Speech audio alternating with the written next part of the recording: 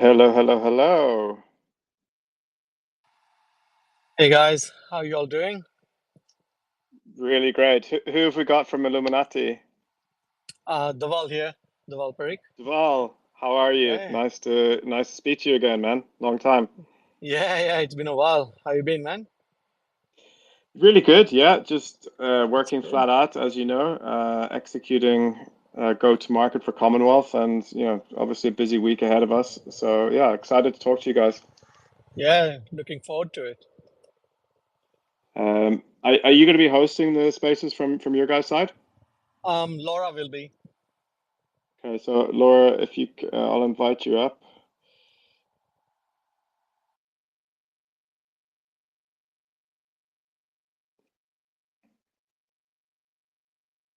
Okay, I've invited Laura, and in the meantime, we can just wait for people to start coming in. Yeah, sounds good.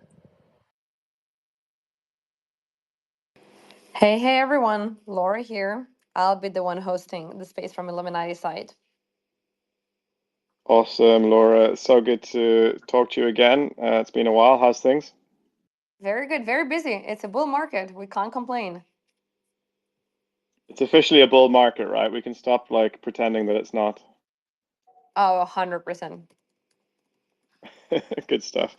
Okay, Laura, I'm going to let you be the lead here, and I'm going to mute and then just wait for you to kick things off whenever you're ready. It's still just a few people here, so maybe we want to Oh wait a yeah. little minute. Why don't we wait a couple of minutes for more people to join? And while we wait, please everyone be active, ask questions, because for the last 5 minutes of our Twitter space, I'll be going through the comments and letting the best questions be heard. So please be active, share this Twitter space. I'll be super excited to see more and more people joining. And while people are joining, let's do a quick poll. Daval, what do you think? What's gonna be the Bitcoin price by the end of this week? By end of the week. All right. Um, let's see. I think it's gonna hit like 75K. Oh, you're ambitious. I like it. We just said it's a bull market, isn't it? Oh, 100%. Tim, what do you think? Oh God, the end of the week seems so far away because of our public sale. And I didn't even know that the Bitcoin was even like up yesterday. I was so busy. So I'm like really out of it right now. But let's see. I'm going to go 73 and a half. Okay, okay. Also quite ambitious. I think we're gonna see maybe like 72. I'm a bit more on the reserve side because I think the sell pressure is gonna be just too high. Everyone wants to take the profits.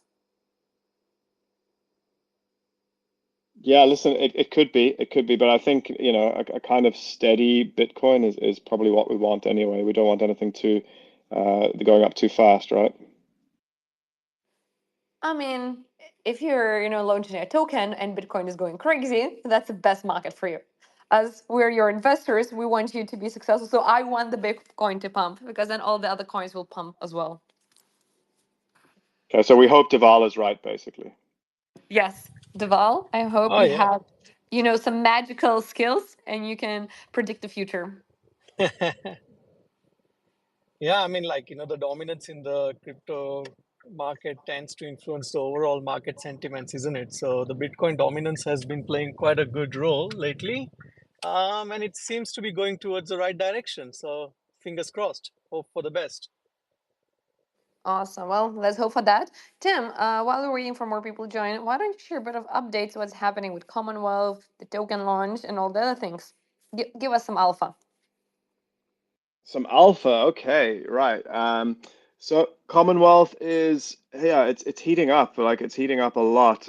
Anybody who's been around with Commonwealth for more than, sort of the last few weeks will have been on a journey with us, right? It's been, people have had to be patient. We've been hoping to sort of launch the token and get things out sooner than this, but now the time has come.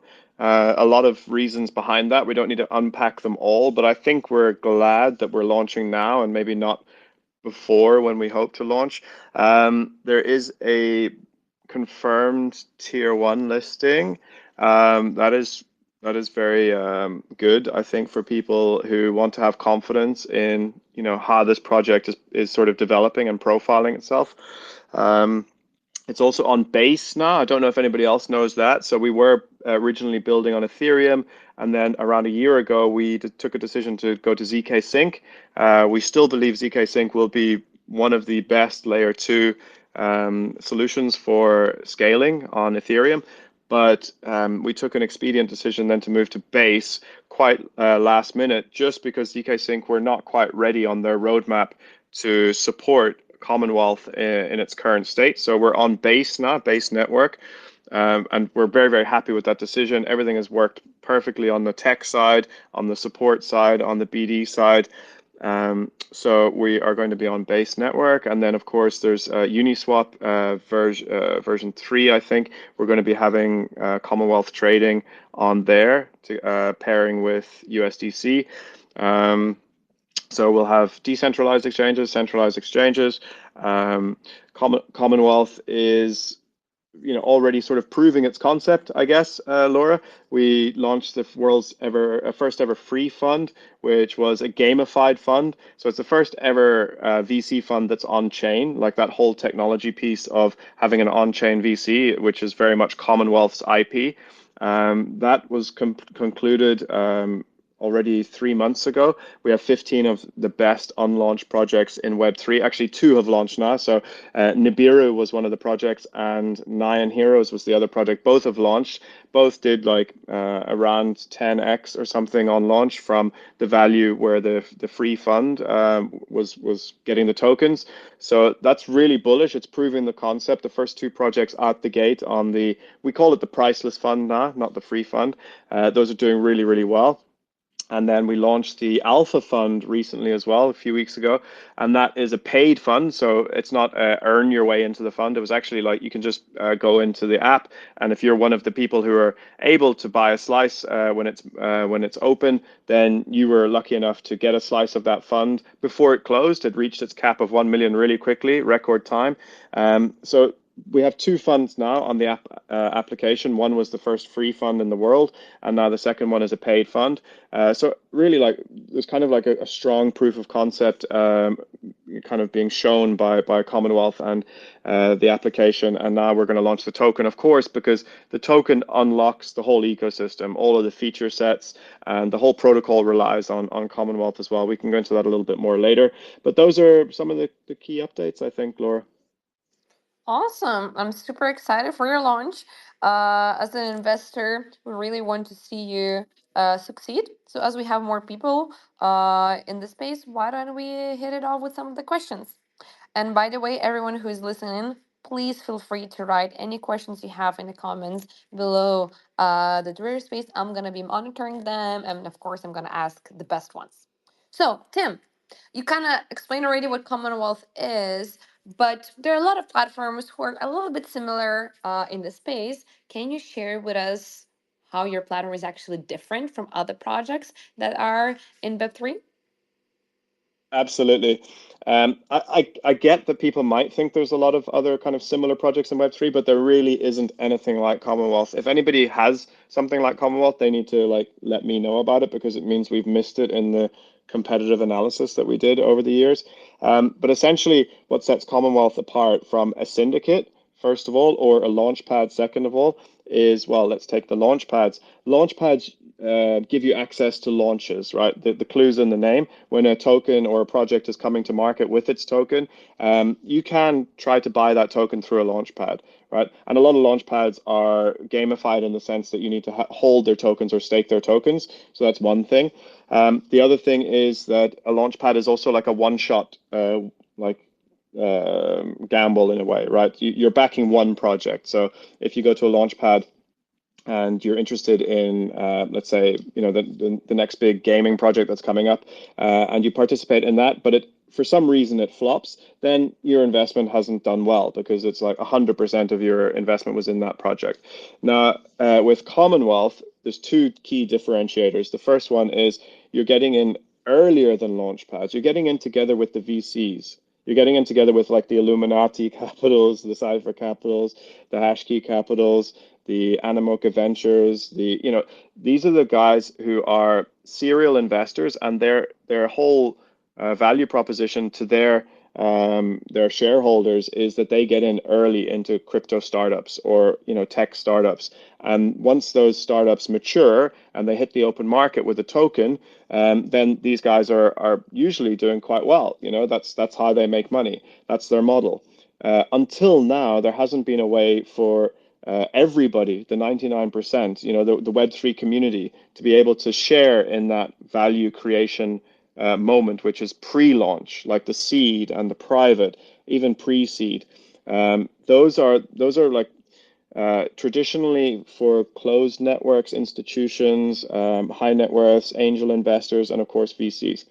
Now, Commonwealth is now at that table with this group, and through Commonwealth, anybody can really participate and get access to those, to that stage of investment, which is really, really critical, very important. I think there's a problem statement out there, which is that the crypto community has, generally speaking, come in much later into these projects, and as a result, can often become exit liquidity for earlier investors. And that's something that isn't sustainable long term. And I think you've started to see already in crypto Twitter, there's just not really any more patience for that model. People are fed up, and it's so transparent as well now that people are just seeing it and saying, no, we don't want to be exit liquidity anymore. So Commonwealth providing this kind of solution is really, I think, in keeping with what people want to see now in Web3. The other key differentiator from a launch pad is that Commonwealth is a fund model. So if you invested in the Alpha Fund, for example, there will be likely 10 or 15 investments, portfolio investments in that fund. So if one of them flops, for example, for whatever reason, I don't know, there's a hack or the team rugs or just doesn't perform for whatever reason, then you still have the other 14 or 9 projects in that fund that will hopefully perform really well. So that's a key differentiator for Commonwealth compared to a launchpad. Now, the other thing I mentioned is like syndicates. I can quickly explain why we're different to syndicates. There are syndicates out there where like closed Telegram groups are operating, and people bring together their capital and they try to invest together into syndicates, and then they get divided their tokens between the group. But still, that's a very closed network. It's not open to everybody. It's not done through a easily accessible mobile sort of first Web 2 almost fintech app experience. Like people need frictionless experiences whenever they're interacting with dApps. And until now, we haven't really been very good at that in Web3. The Commonwealth app is frictionless as much as possible, solved a lot of the pain points, and anybody can come in and participate with a low amount of money. $20 was the minimum for the last fund, and you can just click a button. Within 3 buttons, you're essentially invested into a fund, and it's much more scalable than a syndicate model. And it's also protocol based, so everything's fully transparent and permissionless using smart contract technology. Everyone can see what's happening with the different smart contracts, the vaults at any time. So that's very different to a syndicate, which is often based on a trust model as well. So those are some key differentiators and why Commonwealth is something unusual and novel, I think, in Web3. Thank you, Tim. Before I go and ask the next question to the biologist, so one question from the audience. Does buying Commonwealth token translate directly or indirectly investing in the new projects? Can you very quickly walk us through, so what exactly token holders will get and be entitled for, and can you invest in projects without having a token? Great question. So no, Commonwealth is pretty much democratized access. You don't need to have the token. It's not like the Launchpad where you need to stake a huge amount of tokens in order to participate. You can actually, if a fund is open, you can come in and invest without barriers, right? So the token comes in where if you are invested into a fund, there are fees associated with that. Now, they're protocol fees. They go towards the protocol, not to me as a founder or as other founders or team. It's really all protocol profit share fees. You can reduce those fees drastically by owning wealth tokens and staking wealth tokens. That's the first and sort of really important use case. The second one is that Commonwealth is one of the first ever fully native revenue ownership model protocols, which means that everyone's heard of, Uniswap were proposing to revenue share some of their, transaction fees with token holders. Commonwealth isn't proposing that. It is how the system is designed from first principles. So if you own wealth tokens, you are essentially taking a position that you say, I want to own this whole protocol. I want to own the value creation from Commonwealth. And if Commonwealth becomes one of the biggest VCs in crypto, which we believe it's very, very feasible to happen, then you will essentially, by owning the wealth token, you will have you will have rights to, you will own a portion of that whole protocol. And the whole protocol is owned by all of the wealth token holders, not me as a founder, not anybody else, only the wealth token holders. So, if you imagine hundreds of millions of revenue that's trapped by the protocol, that is essentially fully transparently owned by the wealth token holders. That's the other main value proposition. Thank you, Tim. If I wouldn't be your investor already, I'd be like, you sold it. Where do I need to send the money? Thank you so much for this amazing introduction in Commonwealth. Daval, why don't you explain a bit more from Illuminati perspective? Why did we decide to invest in Commonwealth? And why do we believe this might be one of the gems of the 2024 bull market? But don't Yeah, give all sure. of our secrets away. No, sure thing. I think the easiest way, team has already explained the whole mechanics behind the Commonwealth project as such. But from a VC perspective, I think the easiest way to understand the project is that anyone in Web3 space can now invest in the early stage deals, right? And on top of it, these are the projects which are vetted by industry experts, backed by the top tier VCs, which team was mentioning a while ago. And those are the projects with good potential as well. I personally believe the whole earn to own model that the team has created is truly a game changer. We have used the platform and it's quite seamless. The UX or the UI experience with the mobile first experience, it's pretty amazing. So from a VC perspective as such, what we thought was unique over here, and compared to all the other projects which are very similar in this sort of a domain, in the launchpad side of the things as well, is that the vetting process that the team has actually brought to light, which is like, it's quite unique. So the Commonwealth Council, or the oracles as they called, they come from a high level VC or a investment specialist background, who will be referring the projects to the team. And while the Commonwealth oracles are sourcing and proposing the projects, at the end of the day, it's still the community of investors who will vote to create the investment decision, right? So it's still giving the power back to the community or the users out there. Hence, for us, it's like it's a win-win situation if you think about it, right? From an investor perspective, they would be able to participate in an investment category they don't have an access as of today. From a VC side, they will be gaining a valuable partner as a part of their whole portfolio company, right? And from a startup side, they would be receiving immediate attention that they want from a marketing or the visibility side of the things, due to the whole hype or the all the whole mechanics that the Commonwealth has created as of now. On top of it, just like any other projects out there, we have a look at the team's background and the track record for everyone who is part of the Commonwealth team is truly amazing. So from Illuminati perspective, we do have a lot of confidence based on the cap table that they have created, also the company's ability to execute its business plan. I think it's very well defined as well. These guys were on top of it, like unstoppable during the bear run. We saw them going to all the events, conferences, which brought a lot of visibility, right partnership to the project, and and just because of all these reasons, we as a fund we are very bullish on the project, and we'll definitely be supporting them for the long run. Thank you, Daval. I have two questions from the audience for you, Tim.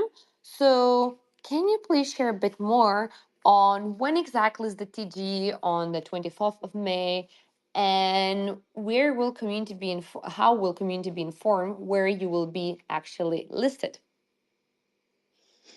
Okay, I'm going to be quite sensitive around this because anybody who's launched a token knows that it's very important not to mess this up contractually.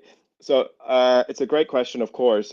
right now, the public information is that the public sale is tomorrow and Thursday, excuse me, on paid networks Launchpad, the Ignition Launchpad paid network.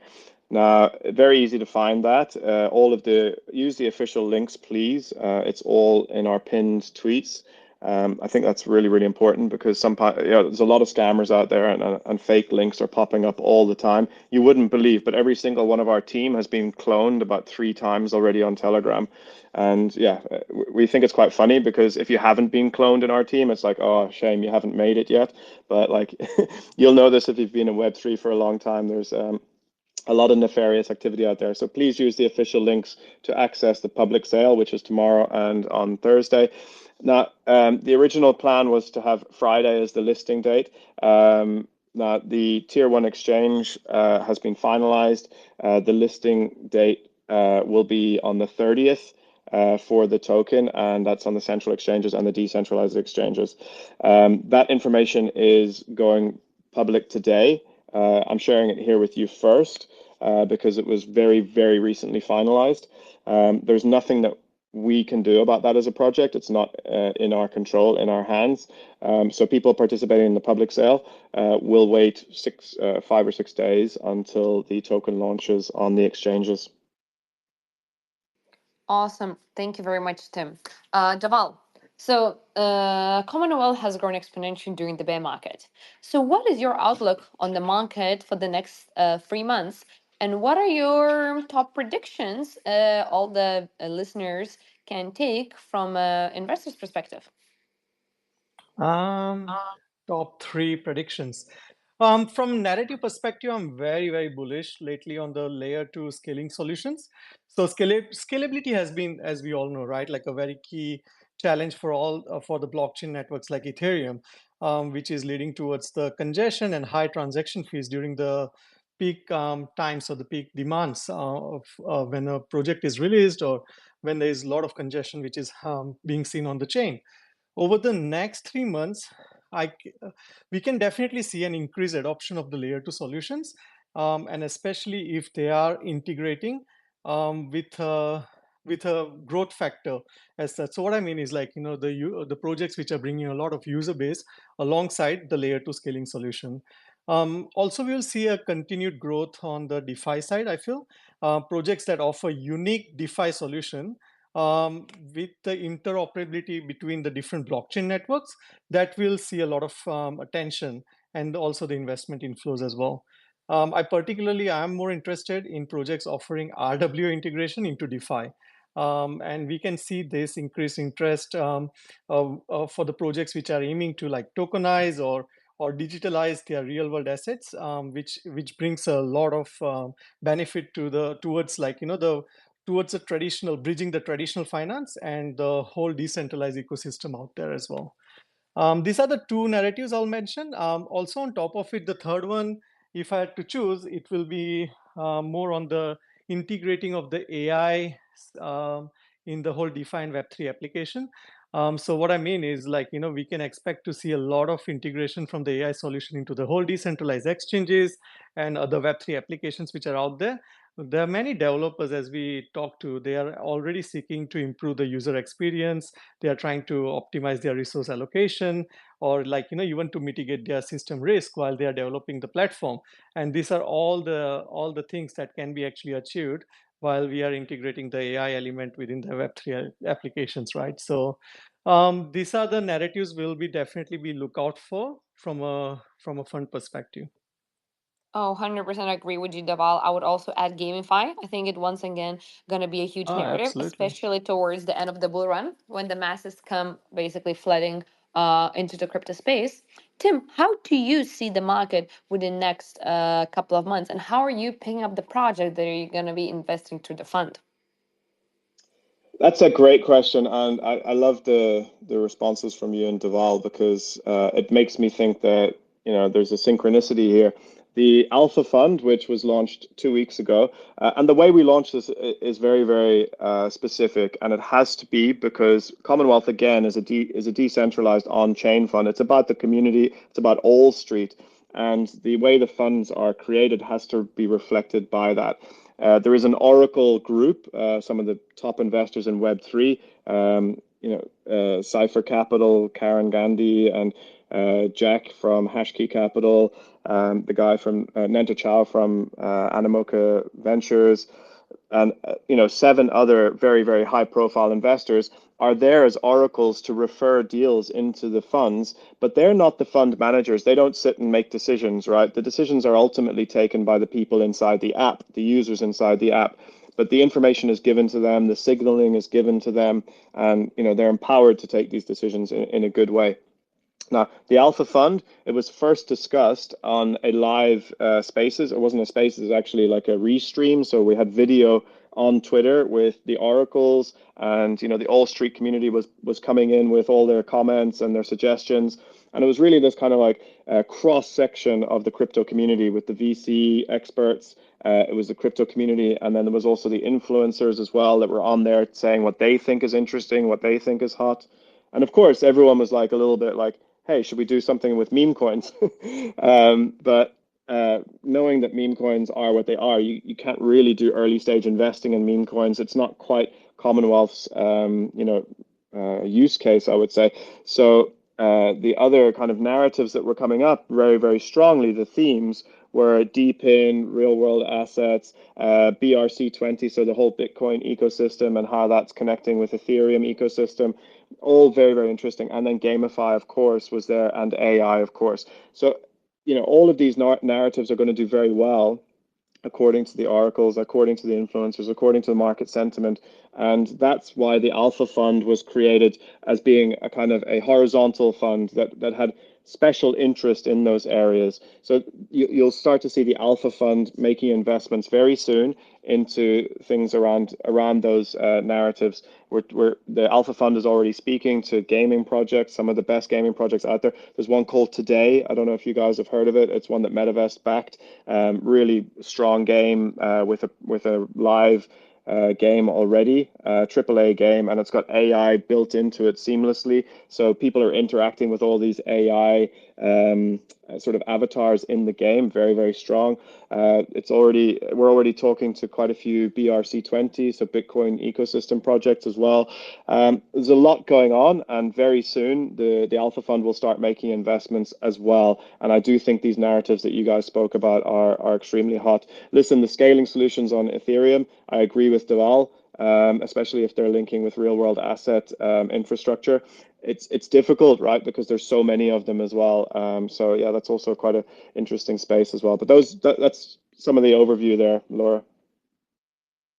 Awesome. Thank you, Tim. As we're running out of time, I'm going to ask the audience, anyone has any questions, please write them in the comments down below the Twitter space. I'm going to read the last few after the last question to you, Tim. So if someone joined us recently and they want to participate in your token launch, what are the options? How can they do it? Can you walk us through all the opportunities they have this week and next week to become, well, part of Commonwealth tribe?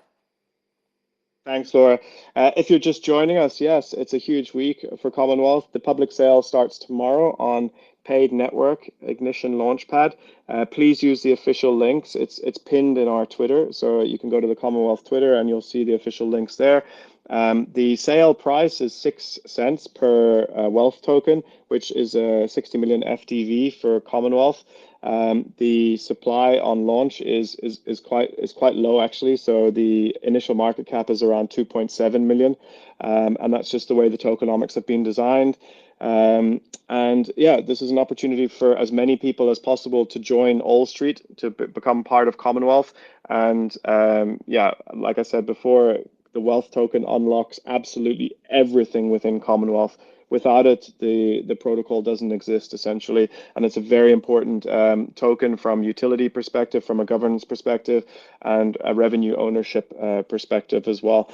The open pool, there's two mechanisms for paid launchpad. If you're not familiar with it, there is a early pool for people who are staking the tokens from Paid Network. If you're not qualifying for that, you can participate on the second day, which is Thursday from 11 o'clock UTC. And that is for anybody, in fact, who's registered on Paid Network. You do not have to stake tokens in order to access that.